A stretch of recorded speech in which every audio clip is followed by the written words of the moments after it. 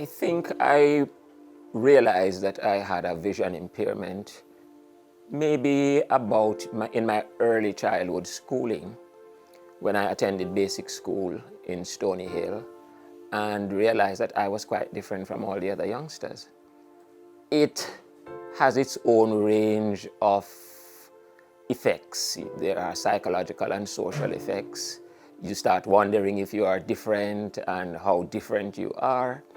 And then you realize too that your pattern of interaction with students and with adults was different. People were always a little tiptoeing around, not wanting to say certain things. And during early childhood primary education, I experienced a lot of failure as a consequence of the vision impairment. And that, I am sure, shattered my self-esteem in those early days.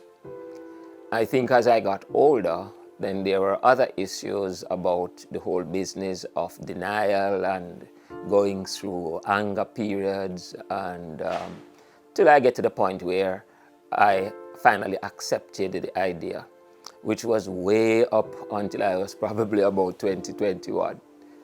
I currently am retired from Ministry of Education as an education officer. But since retirement, I have been doing a lot of workshops and seminars involved in a number of issues, looking at change management concerns, special education concerns, and perhaps a part of the passion, looking at boys' education. I discovered that the boys were considered to be the troublesome ones.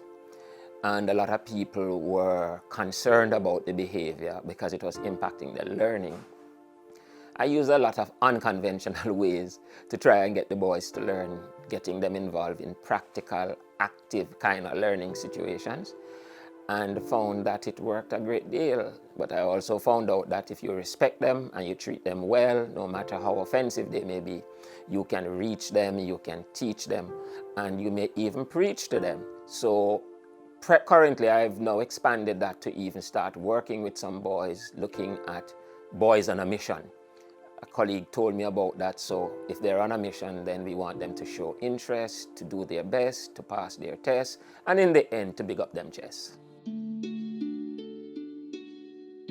Dots 1 and 2, right? So you press that. One of the things that I have learned as a person with a vision impairment, and the lessons I would want to share with other persons who have vision impairment, especially children, is that perhaps the most important thing is self-determination. Having the ability and the capacity and the drive to go and to do the things that you want to do in spite of negative thoughts, in spite of failure, in spite of all of those things. I also would want to say to students with vision impairment that you have to be good at advocating for yourself. So self-advocacy skills is very, very important. Know what you want. Ask for it. Also make sure that in asking for it, we do so with a lot of respect and a lot of understanding of others. Nothing is impossible to those who believe in God. And I have found that that philosophy has worked for me all the way. I exercise faith in God, and I would also want to commend that to persons with vision impairment, that they need to have a source that they're going to anchor themselves to.